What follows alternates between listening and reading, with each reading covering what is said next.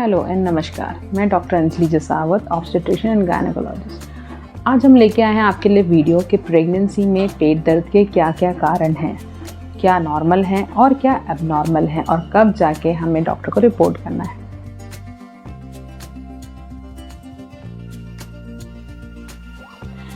देखिए, शुरुआती तौर पे यानी जो पहला दिमाग होता है उसमें जो पेट का जो निचला हिस्सा होता है वहाँ दर्द होता है। उसके कई कारण होते हैं। एक तो नॉर्मल होता है, जैसे जब प्रेगनेंसी धीरे धीरे बढ़ रही होती है, डेवलप हो रही होती है, तो जो बच्चेदानी का साइज़ है वो बढ़ रहा होता है, तो उस खिंचाव की वजह से एक दर्द महसूस होता है जो धीरे धीरे बाद में जाके अपने आप ठीक हो जाता है या कम हो जाता है।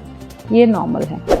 दूसरा, कभी कभी अनफॉर्चुनेटली जब मिसकैरेज होने वाला होता है, यानी जब ब्लीडिंग हो रही होती है और साथ में बहुत ज़्यादा पेट दर्द हो रहा होता है, जिसको हम इनएविटेबल अबॉर्शन की कैटेगरी में डालते हैं, उस समय भी बहुत ज़्यादा पेट दर्द होता है, तो उस केस में तो आपको तुरंत जाके रिपोर्ट करना ही होता है।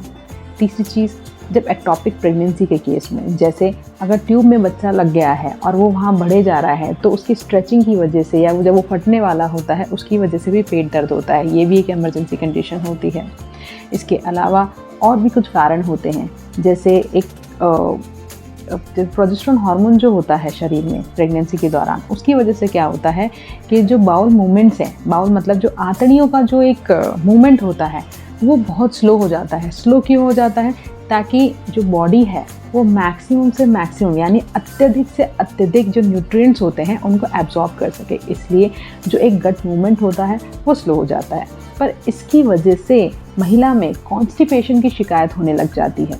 तो कॉन्स्टिपेशन की शिकायत की वजह से भी कभी कभी पेट में दर्द होता है। इसलिए मैंने हर वीडियो में आपको एक ही सलाह दी है कि आप शुरू के तिमाह में हमेशा हल्का ही भोजन करें, और तिमाह में क्या, पूरी प्रेगनेंसी के दौरान आप वो चीज़ें खाएं जो आपको ईजी टू डाइजेस्ट हो, जो आप आसानी से पचा सकें, जैसे फल हो गए और ये हरी सब्जियां हो गई, ये स्टीम सलाद हो गए। ये चीज़ों पे आप थोड़ा ज़्यादा फोकस करें और डीप फ्राइड आइटम्स और ये जो बाहर का खाना है ये नहीं खाएं।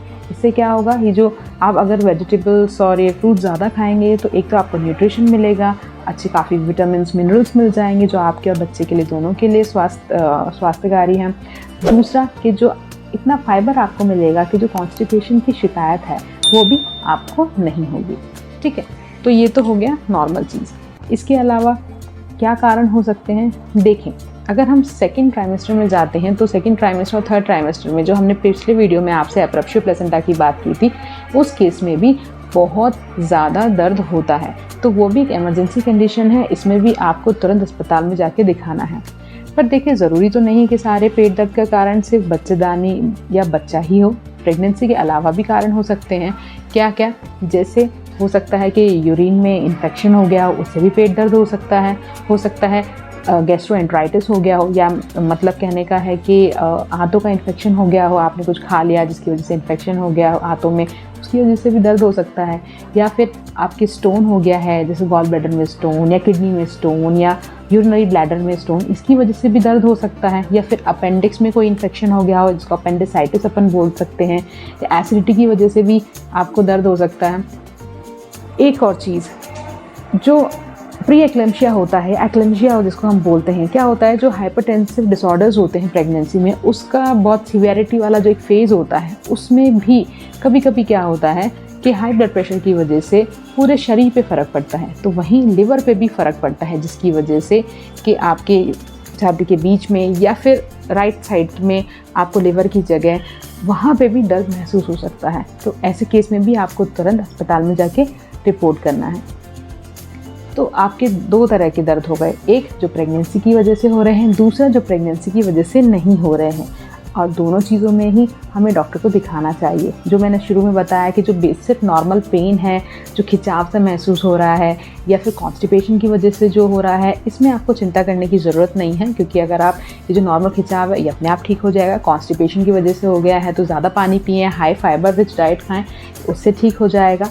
और जो बाकी की कंडीशन है उनमें आपको थोड़ा तुरंत ही अस्पताल में जाके रिपोर्ट करना होगा, ताकि टाइमली आपका एग्जामिनेशन हो जाए, टाइमली आपका चेकअप हो जाए और टाइमली आपका ट्रीटमेंट भी हो जाए।